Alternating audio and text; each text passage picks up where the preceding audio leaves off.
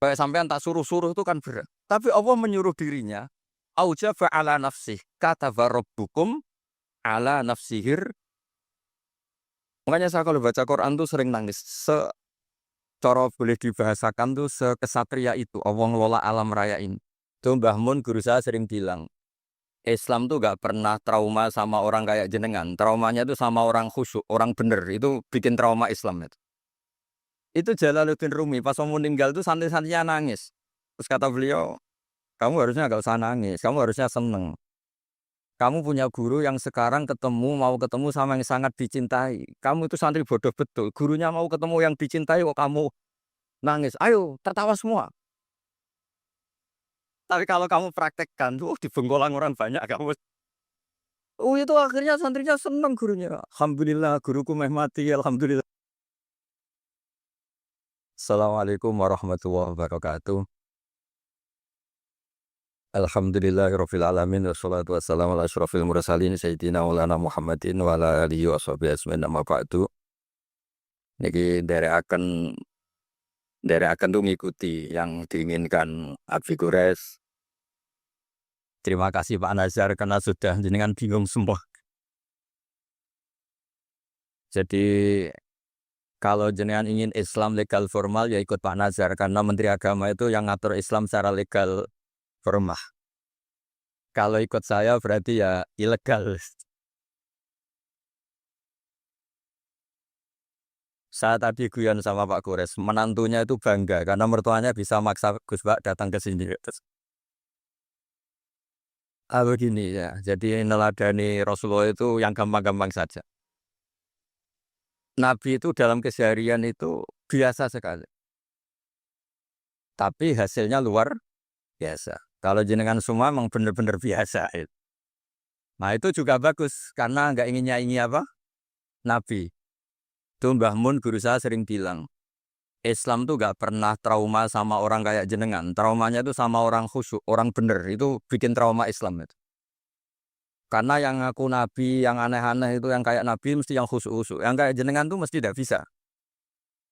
Karena untuk jadi kiai saja orang tidak percaya, apalagi jadi Nabi. Jadi maka bersyukurlah ya, karena Anda tidak mungkin mengaku sebagai Nabi apa? Palsu. Karena untuk jadi kiai saja orang nggak apa? Nggak percaya. Saat pagi-pagi saya setiap kesini itu mesti ngaji dulu di Beki. Jadi setahun itu pasti sudah lebih dari 3 kali. Bedanya nggak ketemu jenengan. Begini, saya tadi ngaji sama bareng-bareng Pak TGB. Beliau baca Itkon, saya baca Al-Muhadzab. Ini saya cerita yang ringan-ringan. Sekarang kan baru rame misalnya ajaran akhlak. Allah sendiri itu kalau boleh dibahasakan tuh paling berakhlak. Saya beri sekian contoh betapa Allah itu sangat menata tata krama. Kata Allah, saya ini Tuhan.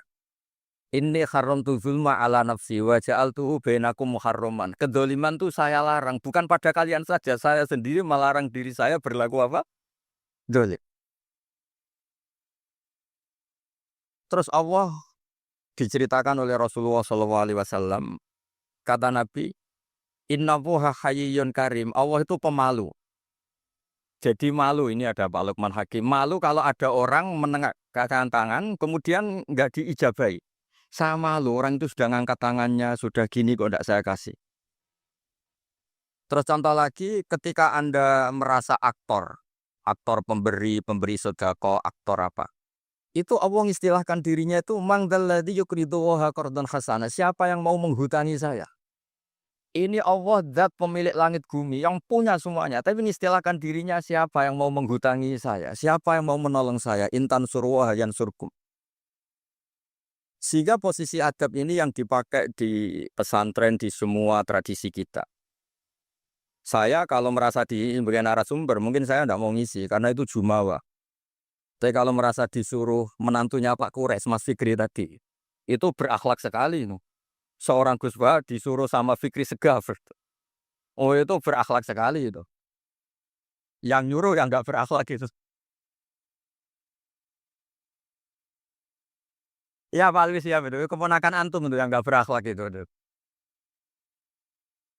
Jadi dulu Islam itu segampang itu. Di kitab Bukhari diterangkan nanti saya berdoa sama Allah supaya nanti ada isyarat supaya berhenti, jadi nggak lama-lama nanti. Nabi itu nggak jaga image, Nabi itu pernah jalan-jalan. Kebetulan saat itu mau haji. Itu dicegat sama perempuan, Imra'atun bin Khosam. Itu ceritanya semuanya seputar manusia. Imra'atun bin Khosam ini cantik sekali. Kendali untanya Nabi dipegang terus. Kata Imra'atun bin Khosam, ya Rasulullah, inna faridatahu ala ibadi adrokat abi syekhon kabiron. Nah ini saya menunjukkan apal bukan karena saya pinter, bukan. Tapi memang pinter bener, maksudnya bukan. Karena kenapa saya nyebutkan Arabnya bukan apa? Karena nanti bisa dikoreksi Pak Kores kalau salah terjemah atau salah arti. Dan saya mohon doa jenengan ini Mas Lopan Hakim Pak jadi kiai. Abahnya tuh kiai, saya tuh ngefans sama abahnya. Saya sering baca soroh kata, makanya saya tagih. Jadi malah ngarang bahasa Indonesia. Abahnya tuh kalau ngarang bahasa Arab. Kayaknya jaga sopan. Kalau nyanyi abahnya kan nggak sopan, makanya terus dibawanya. Itu ya bagian dari Islam juga. Saya pernah ditegur sama murid-muridnya Mbah Mun, Gus, kamu itu ngaji kayak saya, maksimal taktik. Kenapa? Kalau saya ngaji Wahab, kayak Mbah Mun, tidak sopan namanya. Di bawahnya saja, biar tetap apa? Sopan. Teman saya itu ngilhami saya sampai sekarang, bilang gini, Gus nanti jangan terlalu soleh ya, biar surganya sama saya ya. Kalau terlalu soleh nanti surganya sama Mbah Mun, apalagi sama Rasulullah sungkan, kayak iso ngopi-ngopi. Itu hujan tapi tak angin-angin bener. Ya, jadi jangan bayangkan di surga sama Rasulullah sungkan teman. Zaman kan sudah capek sholat subuh, atau kan ingin nggak subuh? Karena surga, zaman kan mau poligami aja takut istri, nanti kan bidadarinya banyak. Kalau ada Nabi sungkan. Dan nanti sama saya jadi pinggir-pinggir yang nggak, supaya nggak apa?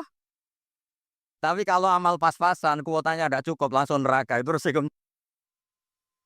Karena pas. Sekali nggak cukup, neraka. Makanya kuotanya lebih, tapi surganya yang apa? Biasa aja. Imro'atun min Khosam itu cantik. Nabi pas itu dionta Ardafa Al-Fadl bin Abbas. Fadl bin Abbas ini sepupunya Nabi. Fadl masih muda, masih ganteng muda. Terus Fana Dzorol Fadl ilaiha wa nadzorat ilaihi. Nah ini cerita betapa Nabi sebagai pengajar itu manusiawi sekali. Terus falau wa Rasulullah unukal Fadl. Nabi terus sekarang memalingkan Fadl supaya agak ngelihat perempuan ini. Imro'atun min Khosam. Pas Nabi lawa mungkin agak keras, Abbasnya tersinggung. Lawaita ibna amik. Gimana kamu sama sepupu kok gitu? Kata Nabi, ini Fadl ingin melihat Imro'atun min Khosam tadi. Gadis dari Khosam. Nah ini supaya sama ngerti, jangan bayangkan Nabi itu terus orang kalau mau tanya kok di jalan, nggak sopan, nggak berakhlak gitu. Ya biasa aja dijawab. Dijawab ya di jalan itu. Yang tanya juga agak sowan dulu enggak, ya di saja. Nah sekarang beberapa ustadz itu kalau ada orang tanya disuruh ke rumah, ternyata ustadznya masih belajar dulu. Itu ya urusan sopan, ilmunya agak cukup, kalau jawab langsung tuh enggak cukup. Terus dikemas sopan, enggak sopan, tanya di jalan, di rumah. Pertanyaannya kasih dulu, ternyata belajar dulu. Oh itu benar-benar ustadz yang enggak sopan itu. Kan enggak efisien, enggak apa? Ini cerita di Sahih Bukhari. Inna faridatahu ala ibadi adrakat abi syekhon kabiran la yastati'u ayasfuta ala rafilah wa fi riwayatin ayastamsika ala rafilah. Afa akhujju anhu. Bapak saya itu tidak kuat haji. Dan sekarang haji sudah wajib, ini gimana? Apa saya perlu hajikan? Itu awal ada haji niabah. Kalau di masyarakat disebut haji amanah. Jadi kalau haji amanah itu tidak nunggu meninggal. Orang stroke nggak mungkin haji itu sudah bisa digajikan apa? Amar. Saya itu punya teman kurang ajar sekali Pak Kores. Saking kurang ajarnya bapaknya itu hidup.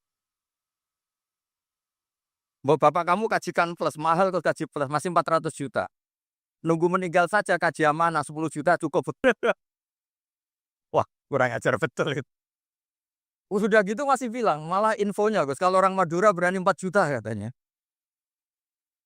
Wah ngawur betul kamu itu katanya. Itu berkahnya orang tadi, gadis tadi tanya sama Nabi itu akhirnya haji makdum itu 2. Ini saya ngomong fikih, harus aman ngerti fikih. Satu, amanat anil mayyit karena memang sudah tidak bisa haji. Dua, amanat anil ma'dub. Kalau di fikih disebut haji apa? Amanat dari ma'dub. Orang hidup tapi nggak mampu apa? Haji. Terus saya bilang sama tadi yang agak kurang ajar tadi. Ya kurang ajar betul maksudnya.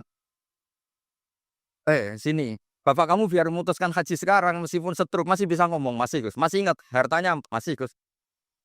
Suruh haji sekarang, di ma'dub sekarang. Pak, jenengan harus haji karena mampu. Tapi itu enggak iso, amanah, Pak. Ternyata amanah kalau masih hidup itu mahal, jual Innova. Walhasil terus sudah dihajikan amanah, orang itu meninggal. Mendingan mati, Gus, murah, tadi masih mahal. Terus saya bilang gini, ndak ini saya ngomong fikih biar Mas Fikri itu nggak salah lah. Milih Dewan Pakar saya itu nggak salah. Memang kayaknya memang kredibel ini. Saya sudah pamit sama Abi Kures.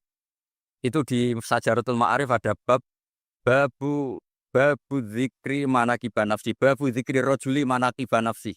Bab seseorang itu boleh menyebut kelebihan dirinya kalau itu untuk kepentingan umat. Buktinya Nabi Yusuf ngendikan inni hafidun alim, urusan keuangan pasrahkan saya, inni hafidun alim. Dan semua nabi mesti ngendikan inni lakum nasihun amin, saya ini orang yang punya niat baik. Jadi kata bapak saya kalau didik saya tawadhu haram zaman akhir. Kenapa? Karena itu bentuk gak tanggung jawab. Disuruh mimpin negara gak mau, ngimami masjid gak mau, disuruh mulang gak mau. Ternyata karena gak mau tanggung jawab. Jadi tawaduk sama gak tanggung jawab itu bedanya sedikit. Taman tawaduk apa gak tanggung jawab? Iya kan banyak orang tuh gak berani nyai. Wah saya dereng sakit gini, tapi komen.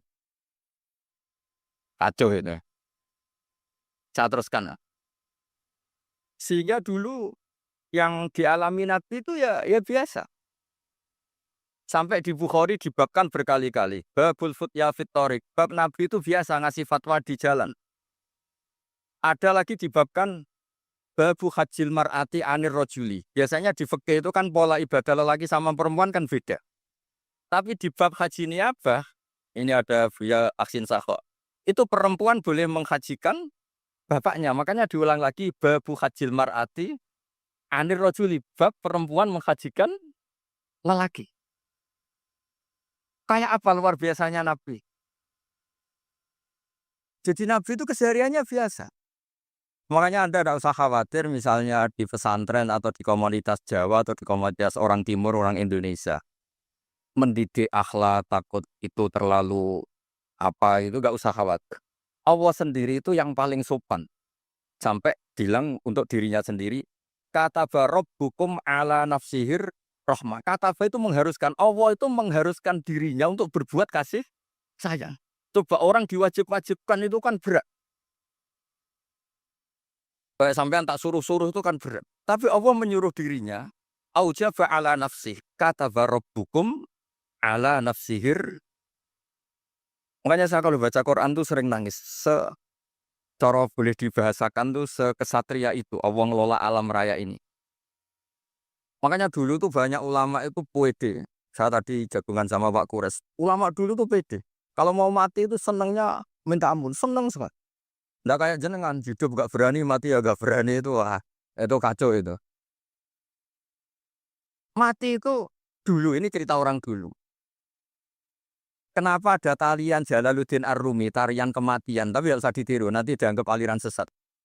Karena di Indonesia itu kalau aneh-aneh terus bisa di-SK aliran sesat. Meskipun Pak Menteri tadi sudah pulang, tapi kalau tahu sampean sesat langsung dikasih. Itu Jalaluddin Rumi, pas mau meninggal itu santri-santrinya nangis. Terus kata beliau, kamu harusnya gak usah nangis, kamu harusnya seneng. Kamu punya guru yang sekarang mau ketemu sama yang sangat dicintai. Kamu itu santri bodoh betul. Gurunya mau ketemu yang dicintai kok kamu nangis. Ayo, tertawa semua. Tapi kalau kamu praktekkan, di bengkolan orang banyak kamu. Oh itu akhirnya santrinya seneng gurunya. Alhamdulillah guruku meh mati, alhamdulillah. Tapi dilihat kematian adalah awal ketemu yang dicintai. Lah begitu itu ya bersanad.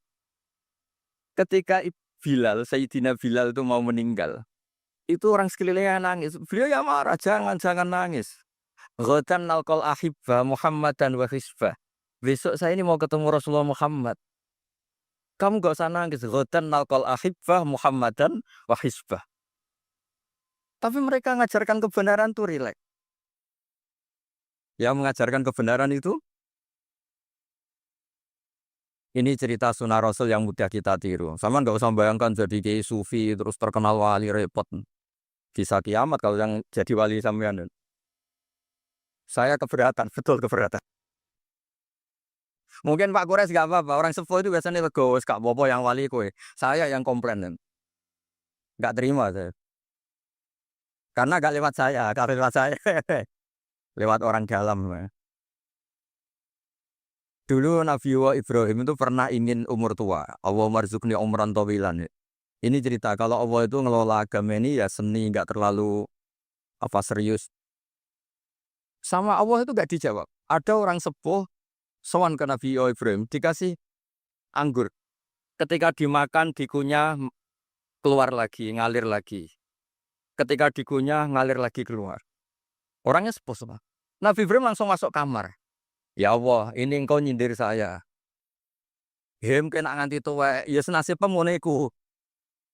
Akhirnya, ya Allah, doa tadi nggak jadi. Artinya segampang itu Allah jawab. Pernah Nabi Ibrahim itu didatangi Malakul Maut. Saya pernah cerita ini. Israel datang ke Ibrahim. Saya disuruh nyabut nyawa kamu kan. Nabi Ibrahim kan GR. Ya beliau kan Khalilur Rahman, makanya marah dia. Nggak mungkin, Allah nggak menginfo dulu sama saya. Kalau kamu mau cabut saya, kamu ngawur Israel. Makanya kalau kamu bisa ngawurkan Israel itu sanadnya sampai Nabi Ibrahim itu. Kalau berani. Ngawur kamu. Saya nggak dikasih info dulu. Hal ra'aita habiban yumitu habibah.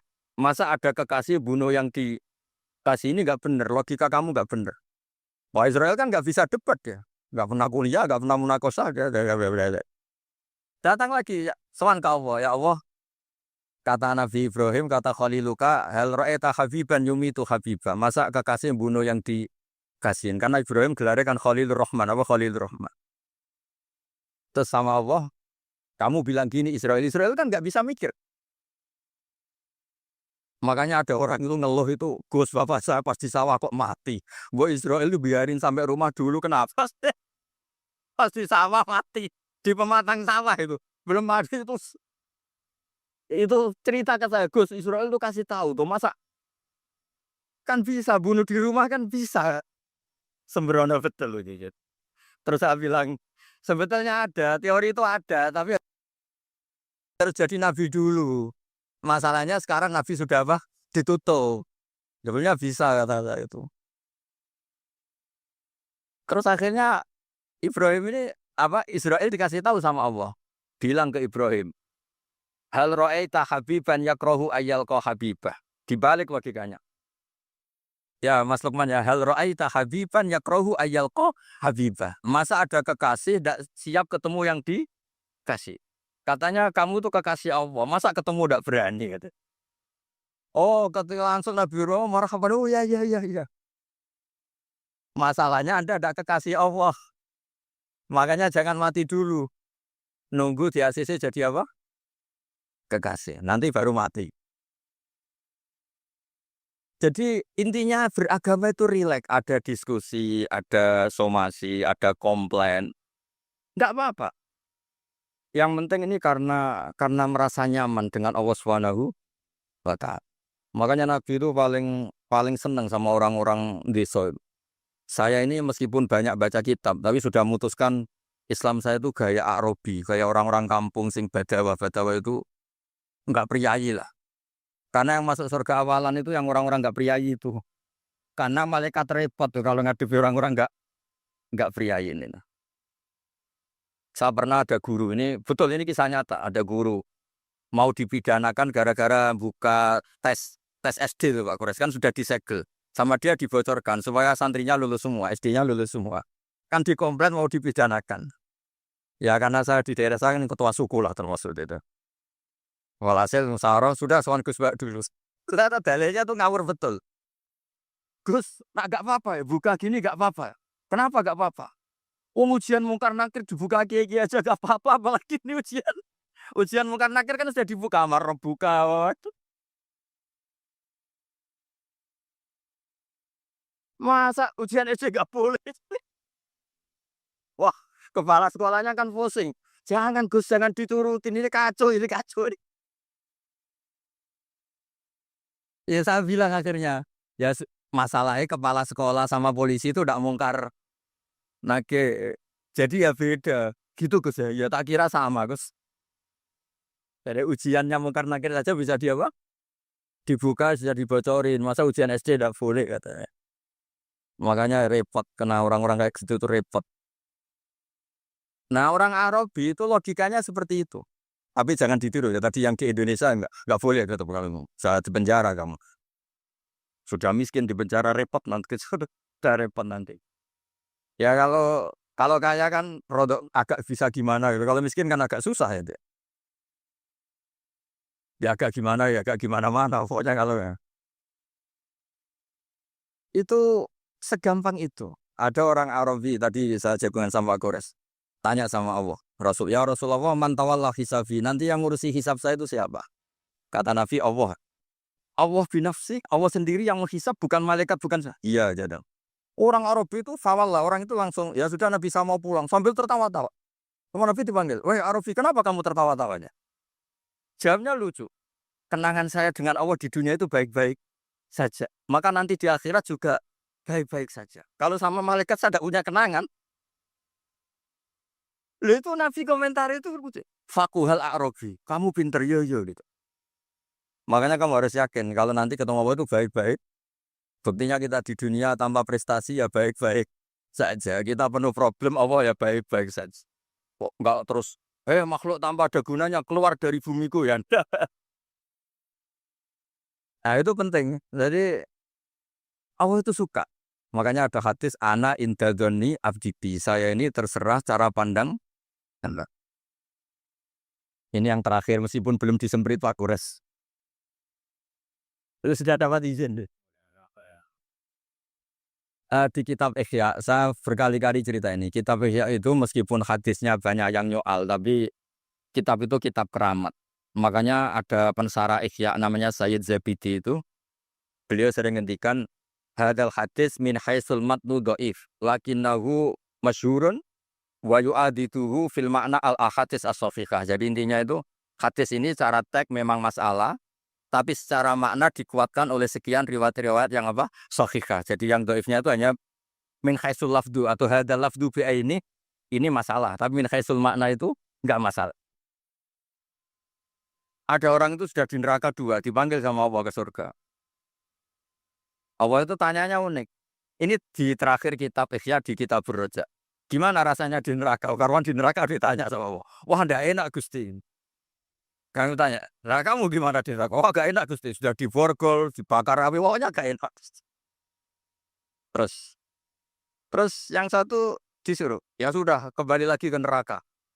Itu lari semangatnya minta ampun, lari ke neraka. Semuanya minta ampun. Marhaban ya Allah, ya sudah lari ke neraka. Allah kan dia, wah kok semangat gitu. Terus dipanggil sama Allah, kenapa kamu semangat masuk neraka? Karena ini perintah engkau. Saya sampai masuk neraka itu gara-gara kalau engkau perintah tidak pernah nurut. Makanya kali ini saya nurut. Lari ke neraka. Ya sekaligus ini jasa. Nanti kalau disuruh ke neraka lari sekencang, kencang. Saya ini sudah trauma, sudah nyesal. Karena dulu ketika engkau perintah saya tidak pernah nurut. Makanya saya semangat gitu. Nurut. Karena ini perintah jenengan. Terus pas lari kencang ke neraka, saya mau dipanggil lagi. Ya sudah, kamu anak baik. Di sini aja, di sini aja. Nah khawatir saya, nanti kalau kamu lari ke neraka sama Allah dibiarin. Nah itu tidak tabus Pak ini. Tapi berkahnya ngaji ini, kamu khusnudan saja. Nanti dipanggil, apa? Oh ya anak baik, Kak suruh langsung apa? Langsung lari. Itu cerita di Ihya. Yang kedua, yang satu agak bandel. Ayo kamu kembali lagi ke neraka, kamu kan penghuni neraka. Diam saja. Terus, kenapa kamu diam? Teman kamu lari kok kamu diam? Saya itu yakin ketika engkau memanggil saya ke surga, itu tidak akan lagi mengeluarkan dari surga. Itu keyakinan saya. Saya tadi GR. Terus sama apa? Ya sudah. Anak idadoni afdibi. Jadi dua-duanya itu benar. Jadi segampang itu beragama. Nanti di akhirat gak ada komentator, gak ada analis, gak ada aman. Jadi tidak bisa kamu analisis Allah. Nanti mau apa ya? Tidak bisa. Apalagi masuk TV, gak bisa. Jadi hubungan dengan Allah itu segampang itu. Nah, saking gampangnya hubungan dengan Allah itu Nabi pernah bikin MOU sama Allah. Dan itu yang dipakai seluruh kiai di seluruh dunia. Di semua kitab. Ya Allah, manusia itu kan tempat salah dan lupa. Boyau jangan langsung menghisap kalau ada manusia salah dan lupa. Loh itu sama Allah diturutin. Makanya Nabi ngendikan ukti itu khomsan lam yu'tahunna ahadun qabli. Di antara yang disebut tuh khawatimu suratil Baqarah. Coba kita ini disuruh Nabi dan dilegalkan Allah. Enggak terima menteri agama, yang legalkan Allah Subhanahu wa taala. Disuruh berdoa, Rabbana la tu'akhidna in nasina aw akhtana. Coba. Doa itu kan agak ngawur sebetulnya. Masa lupa atau salah minta dimaklumi. Coba kalau sampean punya manajer di kantor, Pak, kapan-kapan kalau datanya tak tumpahin teh maklumi ya. Oh, langsung di PHK kalau. Kapan-kapan kalau Bapak manggil dan saya lupa nggak datang, maklumi Pak ya. Oh, PHK. Tapi ini satu doa yang disahkan Allah disuruh berdoa Rabbana la tu'akhidna in nasina. Ya Allah, jangan kasih sanksi kami ketika kami salah atau lupa. Terus qala na'am, Allah ngendikan na'am ya. Coba kalau Allah pakai teori semua kesalahan kita disanksi langsung. Nggak ada manusia di bumi, sudah habis semua. Wong khotib Jum'ah kelihatannya ibadah, tapi nyindir tanggane. Kan ya repot. Orang sering itikaf di masjid, ternyata baru masalah dengan istrinya. Kan semuanya masalah. Ngustad kadang ya profesi lain nggak pernah prospek, terus profesi ustad. Oh repot semua. Ada yang tidak ngustad, sok-sokan ikhlas, bertani, ternyata nggak pernah ngajar. Akhirnya satu kampung bodoh semua. Semuanya masalah. Dan kita diberi fasilitas Rabbana la tu'akhidna in nasina au akhta. Kayak apa baiknya hadatin? Makanya belum ada kata yang ngarang Hikam Ibnu Athaillah sekarang enggak ada sebaik Allah. Kalau orang lain maklumi kamu karena enggak tahu borok kamu, tapi Allah ini tahu borok kamu, tahu salah kamu tapi tetap maklum. Makanya mas sahibaka man sebagai bahwa bi'ika alim. Ini enggak ada yang nemani kamu, tahu aib kamu sebaik Allah. Makanya kita Hikam itu ada kata-kata yang bagus. Innama akromaka jamilu satri. Ketika kamu terhormat itu sebetulnya saking pandai-pandainya Allah menutupi aib kamu. Coba misalnya rata-rata ini bapak-bapak, ibu-ibu nikah sama perempuan itu pilihan terakhir apa pilihan sejati? Lah terakhir kan? Coba itu kalau direkam. Saya sebetulnya cinta ini, tapi nggak dapat ya dapatnya. Terus itu terekam. Kayak apa prawara keluarga itu? Saya sebetulnya ingin ini, tapi nggak kesampaian. Akhirnya sedapatnya. Istri kamu ya ada rekaman gitu, mertua kamu ya punya rekaman itu. Sebenarnya saya nggak suka sama mantu ini, tapi berkali-kali ikhtiar dapatnya ini. Coba kalau orang Indonesia mulai zaman Pak Karno sampai sekarang terekam. Wah, melihat Swiss atau Finlandia, negara semakmur itu, nyesal jadi orang Indonesia. Wah, bisa langsung dicabut tuh paspor kamu. Jadi semua kebaikan yang kita nikmati sebetulnya innama akromaka jamilu satri. Kita ini begitu terhormat karena baiknya Allah menutupi aib kita. Coba kalau aib kita dibuka, cara diskusi kita, logika kita dibuka. Contoh gampang suami istri. Loh. Rata-rata orang nikah itu pilihan terakhir apa pilihan sejati? Loh, jujur semua. Nah, ini istri kamu udah datang, tenang saja. Semua perilaku sosial kita mesti begitu. Makanya innama akromaka jamilus satir. Makanya doa-doa kita mustur aurati wa amin rawati. Lah terus kitab Hikam mengajari kita begini. Adhalun nas man taraka yaqina ma inda lidhonni ma indan nas. Bodoh-bodohnya orang itu yang meninggalkan keyakinan dirinya karena dia tahu betul tidak sesoleh itu. Hanya karena pencitraan atau komentar orang banyak. Misalnya gini, saya seorang ustadz. Mungkin orang lain ngira kan ustadz itu bersih, steril, gini-gini. Padahal si ustadz ini ngerti dia punya masa lalu, dia tidak maksum, dia tidak anak. Harusnya dia itu lebih berkeyakinan tentang apa yang pernah dialami sehingga dia tetap sopan, tetap menghormati orang. Jangan menurut persangkaan orang banyak yang anggap dia itu bersih. Jadi misalnya gini, Anda dosen di IAIN atau UIN atau di pondok atau ya di kampus apa saja. Atau Anda menteri, ada presiden, siapa saja. Sebetulnya kan setelah kita jadi dosen mungkin kita ngomong, oh ngajar itu ibadah, mencerdaskan bangsa gini-gini. Ternyata mungkin Anda ini cita-citanya itu jadi pengusaha. Berhubung gagal daftar jadi dosen. Banyak tuh teman-teman saya yang jadi ustadz, Gus. Aku bisnis bolak-balik, gak kasil, Gus. Jadi ustadz malah jadi kiai. Gitu. Kalau itu dibuka Allah semua habis. Misalnya keluarnya menteri, wah enak jadi menteri. Ditegur-tegur tok mbek presiden. Kalau itu direkam, wong saya, ini cerita saya terakhir. Saya itu pernah ketemu Kiai Sepuh. Sepuh Pak Kures, sepuh sekali. Temannya Bapak. Datang ke saya. Agak kacau betul ini. Mentang-mentang temannya Bapak. Sama saya itu gak bosok. Saya tetap cium tangan temannya Bapak.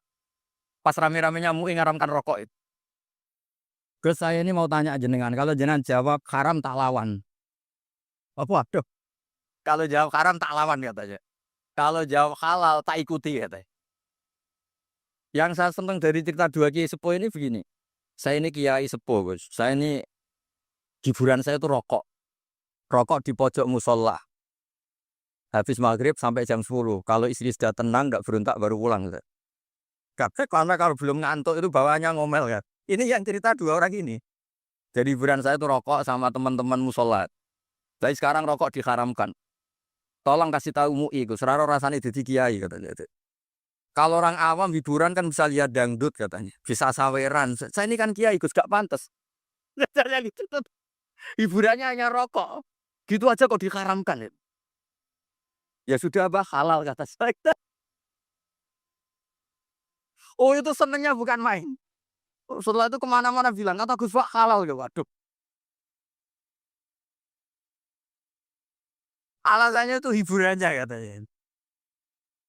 Jadi saya semenjak jadi kiai itu ya sering dapat orderan fikih itu. Ya maksud saya beragama itu mudah. Yuridu wa bikumul yusra wala yuridu bikumul usra. Jadi ana intadzoni abdi. Makanya sampean harus yang senang, yang ceria. Karena ini untuk melawan setan. Setan tuh suka kalau orang Islam tuh susah, kemudian menyalahkan agama ini, menyalahkan sistem alam raya ini sehingga tidak ridho dengan kodok kocak. Makanya disebut innaman najwa minas syaitoni liyahzunal ladzina amanu. Jadi kalau pikiran yang ngajak susah itu minas syaiton. Berarti yang ngajak senang itu minallah. Makanya saya ini ustadz beneran ini karena ngajak orang senang itu. Kalau yang ngajak susah itu masalah itu. Wong jelas di Quran la tahzan. Jangan susah. Enggak ada di Quran la tafrah itu enggak ada. Yang ada kul bi fadlillah wa bi rahmati fa bidzalika falyafrahu. Ya saya pernah dikomplain sama kiai-kiai yang khusyuk-khusyuk Pak Kores. Gus ini nanti kalau maghrur, orang gara-gara ngaji jenengan isane seneng tok terus atau susah. Terus saya bilang masalahnya apa? Kalau enggak tahu susah sampai akhirat kan bagus ya saya. Terus tapi itu saya enak dhewe fasik. Oh, nak fasik ku wis asli, sedurunge ngaji aku wis fasik. Kok nyala-nyalain saya kata. Nah ini penting ya supaya jenengan itu beragama itu rileks nyaman karena Allah itu suka suka sekali menghitung nikmatnya itu suka. Dulu ada orang Arabi datang ke Nabi itu gak punya apa-apa. Terus tanya, ya Rasulullah engkau menyuruh saya syukur, saya ini gak punya apa-apa, nyukuri apa? Istri gak punya, harta gak punya, semuanya gak punya, saya nyukuri apa? Nabi itu ngelihat sandalnya, dia padang pasir kan panas. Nah itu dua sandal kamu, kalau kamu gak punya ini panas. Oh iya ya Gusti, alhamdulillah, alhamdulillah. Saya punya sandal itu. Ya kayak sampean itu, kan ceria, punya nekat saja cukup lah. Kenapa seneng? Gak usah alasan, nekat saja, pokoknya penting. Ya jadi sekaligus ijazah, jadi yang dihitung apa itu alam nasroh, hati lapang. Terus kul bifadlillah wa birahmati fa bidzalika Bapak saya itu paling sering mensyariatkan seneng. Kalau pagi ngajak jalan-jalan saya itu, kalau ada orang miskin itu, di warung nongkrong, rokoknya satu aja hutang, satu ler aja hutang. Terus ngomong itu seakan-akan dunia miliknya. Itu kata bapak, itu hamba paling dicintai Allah. Kak. Kalau presiden orang kaya seneng itu kan wajar, alasannya jelas. Ini nggak punya alasan untuk seneng. Sudah biar tetap seneng gitu. Nanti kalau gugat Allah malah repot kata. Kalau gugat Allah malah apa? Repot. Lu itu betul. Orang itu masih hidup kalau ketemu saya. Gak enak aku sudah jenengan dadi kiai. Nakal ra pantes, gak mulang gak pantes. Enak dadi kula, Gus. Apa wae pantes. Wah, repot. Ya sudah gak apa-apa. Sementing kamu gak gugat Allah kata saya itu. Karena tadi ketika orang-orang miskin dikelola nyuwun sewu orang yang tidak bertuhan, ini terus malah yang digugat Allah Subhanahu wa taala. Makanya Sayyidina Umar dari sekian sanad, ini biar jelas Syekh Kures. Dari sekian sanad yang saya terima dari guru-guru saya, dari Mbah Mun, dari itu, Sayyidina Umar itu punya riwayat dari Rasulullah itu unik. Inna woha kallafani an asrifa an hudu'a. Ya saya ulang lagi. Inna woha kallafani an asrifa an hudu'a. Allah itu memaksa saya supaya apa-apa itu gak melibatkan Allah. Karena kalau apa-apa melibatkan Allah, ya kalau Allah kuasa kenapa ada orang miskin? Kalau Allah kuasa kenapa ada orang terlantar? Malah repot semua. Orang dilatih Islam menyalahkan dirinya sendiri. Robbana dzolamna anfusa. Makanya Umar terus pidato, jika ada orang yang tidak makmur ketika saya jadi khalifah, salahkan Umar, jangan nyalahkan Allah. Anda punya pemimpin yang tidak becus. Kalau Sayyidina Ali mirip cuma agak kacau. Diskusinya agak kacau. Tapi kacau ilmiah tetap bagus. Ada orang ngelapor, ya Ali, ketika kita dipimpin Umar, dipimpin Abu Bakar, Umar baik. Kenapa setelah kau pimpin kacau? Konflik, kata Ali. Ketika Abu Bakar, Umar mimpin, rakyatnya baik-baik kayak saya. Pas saya mimpin, rakyatnya kayak kamu.